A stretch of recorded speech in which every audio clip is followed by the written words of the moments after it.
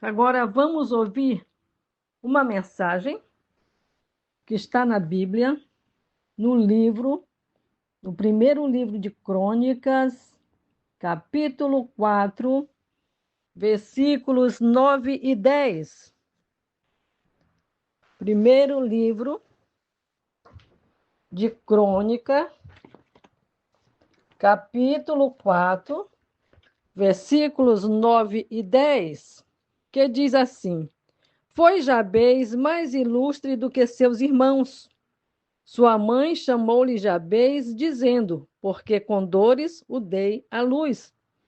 Jabez invocou o nome de Deus de Israel, dizendo: tomara que me abençoes e me alargues as fronteiras, que seja comigo a tua mão e me preserves do mal, de modo que não me sobrevenha aflição.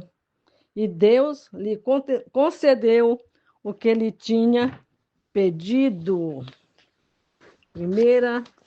Primeiro livro de Crônicas, capítulo 4, versículos 9 e 10. Então, fala deste homem, desse jovem, aqui não fala quantos anos ele tinha, e pouco se fala dele na Bíblia. O que a gente sabe é que ele é da tribo de Judá, mesma tribo de onde saiu o nosso amado Salvador, Jesus Cristo. Em Primeiras Crônicas, quando o escritor bíblico ele começa a discorrer sobre as genealogias, aí começa a falar agora sobre os de Judá. Ele faz uma parada como se fosse um parênteses.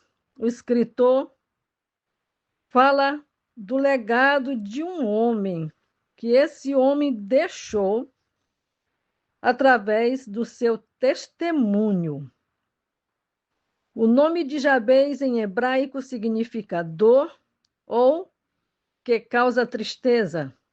Por que esse nome? Quem colocaria um nome assim no seu filho? Mas a sua mãe, ela entendeu que ela tinha motivos para colocar esse nome no seu filho, porque o seu parto foi muito difícil, foi muito complicado e ela sentiu muitas dores. E aí ela colocou esse nome. Na África, é comum a mãe chamar o filho de acordo com a circunstância do seu nascimento. Por exemplo, nós conhecemos uma jovem lá, cadeirante, que sua mãe colocou o nome Bascande no seu dialeto, que significa não presta para nada, inútil. Esse é o significado dessa palavra que a mãe daquela jovem lá na África colocou nela, porque ela nasceu deficiente.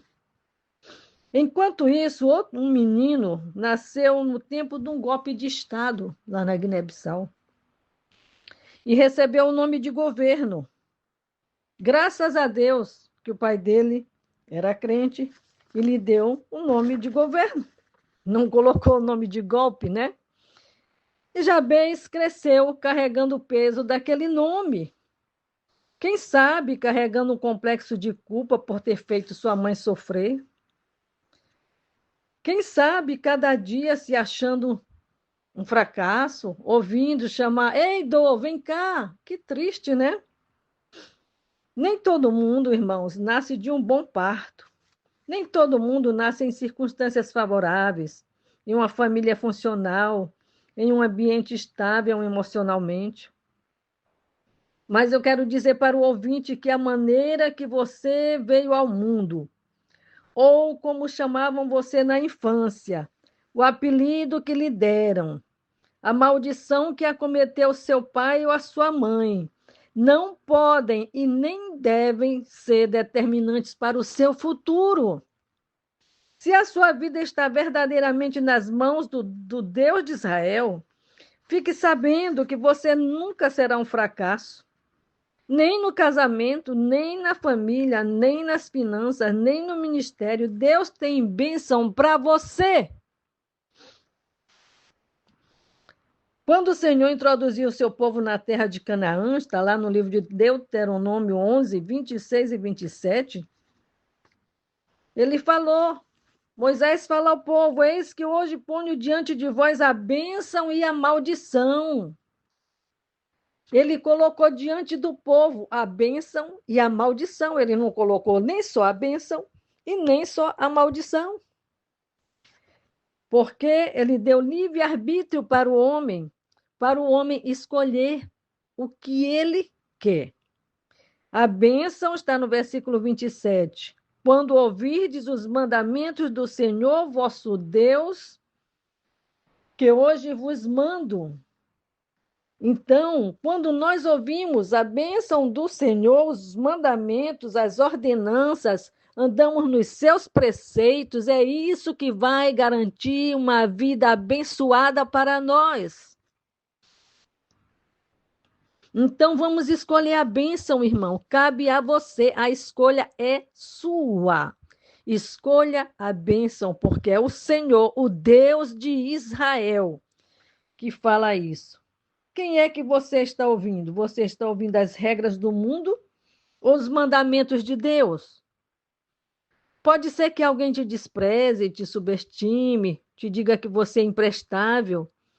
Mas o que é que Deus diz sobre nós, os seus escolhidos? Lá em 1 Pedro 2,9, ele fala: mas vós sois a geração eleita, o sacerdócio real, a nação santa, o povo adquirido, para que anuncieis as grandezas daquele que vos chamou das trevas para a sua maravilhosa luz. Talvez você que está ouvindo diga: ah, mas isso aí é para os crentes, é verdade, é para o povo de Deus, mas você pode se tornar povo de Deus, depende da decisão que você tomar. O Senhor, ele não rejeita ninguém. A salvação é para todos. A Páscoa que nós acabamos de comemorar, a morte de Jesus Cristo, a morte daqueles primogênitos, a morte daquele cordeiro lá no Egito, que Deus mandou passar o sangue nas portas, foi pregado na última quinta-feira, apontava para Cristo. Então, a morte dele nos garantiu a vitória. Deus só está esperando nós tomarmos uma posição ao seu lado, uma posição ao lado de Cristo. Ele chama todos. Jesus morreu naquela cruz para todas as pessoas, de todas as tribos, de todas as raças e de todas as nações. Se o panorama da sua vida é tão sombrio quanto era o de Jabez, escolha colori-lo com a vida cheia de sentido, cheia de boas perspectivas. O seu passado não pode definir o seu futuro, não se conforme. Jabez, ele não se conformou com aquela situação. Ele se conscientizou que precisava de mudança. Ele desejou a mudança e o que ele fez? Invocou o nome do Deus de Israel. Versículo 10 diz: porque Jabez invocou o nome de Deus de Israel, e ele lhe concedeu o que lhe tinha pedido. Qual o nome que você está chamando? Você está correndo atrás de quem? Não é o horóscopo que vai mudar a sua vida. Não é a Mega Sena que vai mudar a sua sorte. Não são os políticos que vão mudar o seu destino. É o Deus de Israel. Conscientize-se disso. E para chegar a Deus só tem um caminho, que é através de Jesus. Mas, primeiro, precisa você fazer como Jabez, se conscientizar de que você precisa de uma mudança na sua vida. Sabe aquele vício que você não consegue deixar? Aquela dependência química, aquela dependência da pornografia, aquela dependência de tantas coisas que não prestam, da mentira. Então, se você já tentou, você desejou, mas talvez você não tentou da maneira certa, não é pelo seu próprio esforço. Nós não vamos conseguir pelo nosso próprio esforço. É bem verdade que temos que nos esforçar, mas, sobretudo, colocar diante do altar de Deus, fazer como Jabez fez, invocou o Deus de Israel. Ele orou. É isso que a Bíblia está dizendo. Quando se invoca a Deus, nós estamos orando. Nós estamos fazendo uma prática que é necessária à nossa vida para alimentar a nossa vida espiritual, para estabelecer comunhão com Deus. Quando você tem um amigo que você gosta muito, ou você ama seu cônjuge, você quer conversar, se está longe, você quer mandar mensagem, quer saber como é que está. Então, com Deus, mais ainda, em primeiro lugar, temos que estabelecer uma relação de amizade, de intimidade com Ele, contar tudo para Ele. Aquilo que nós precisamos, muitas vezes corremos atrás de pessoas para nos ouvir. Elas às vezes têm até boa vontade, mas não podem fazer nada. Mas o nosso Deus, ele é onipotente, não há impossível para ele. Não há nada que ele não possa fazer. Então Jabez, ele disse: eu não quero mais carregar esse fardo que o meu nome me confere. Eu não quero mais. Se a sua mãe, meu querido ouvinte, seu pai, seu irmão mais velho, por maldade ou por ignorância, lhe colocou um nome depreciativo que você carregou até hoje, não aceite mais. Se lhe colocar um adjetivo que lhe diminui, que lhe rejeita, que lhe menospreza, não aceite mais. Não olhe para a maneira que o homem te olha. Não ouça para aquilo que o homem fala de você. Procure ser um homem, uma mulher de Deus. E aí você vai ter a consciência que você não é aquilo de ruim que as pessoas te dizem. Mas você precisa tomar uma postura. Você precisa tomar um posicionamento. Jabez orou. Ele não quis mais carregar aquele fardo pesado. Ele disse: não, a minha vida não vai ser uma maldição. Eu não aceito isso. Eu não quero viver mais como eu vivi até hoje. A sua vida, meu irmão, pode mudar. É o Deus de Israel que pode mudar o rumo da sua vida. Não transfira a sua responsabilidade. Ah, mas eu sou assim porque minha mãe falava aquilo de mim. Eu sou assim porque o meu pai falava aquilo de mim. Se você tem um trauma de infância, se você tem um recalque, um ranço no seu coração, lembre-se que o nosso Deus é um Deus de perdão e Ele quer te perdoar. Mas para isso, para nós adquirirmos, para esse perdão fazer efeito na nossa vida, é preciso que nós perdoemos aqueles que nos machucaram. Não guarde rancor no seu coração. Você que é afastado da sua mãe, do seu pai, do seu irmão, do seu avô, porque um dia lhe machucou, perdoe e tenha uma vida nova em Cristo Jesus. Não permita que um passado amargo, que um parto que foi difícil, que um passado triste, de fome, de necessidade, de abuso sexual, de seja o que for que você passou na sua infância, comprometa o seu futuro. Não faça isso, não deixe seu futuro ser comprometido. Deus tem um propósito especial para a sua vida. Vamos ler novamente o versículo aqui 9, que fala: foi Jabez mais ilustre do que os seus irmãos. Mas isso foi depois que ele orou. Foi depois que ele se posicionou. Foi depois que ele clamou ao Deus de Israel. Não aceite, querido ouvinte, que outras pessoas definam o seu futuro, definam quem você vai ser. Não permita que os traumas, os complexos de inferioridade, a infância tumultuada, ou qualquer tipo de problema, de privação que você tenha passado, lhe prive das bênçãos do Senhor. Clame ao Deus de Israel. Clame ao Deus de Israel. Que o Senhor te abençoe, que o Senhor te guarde.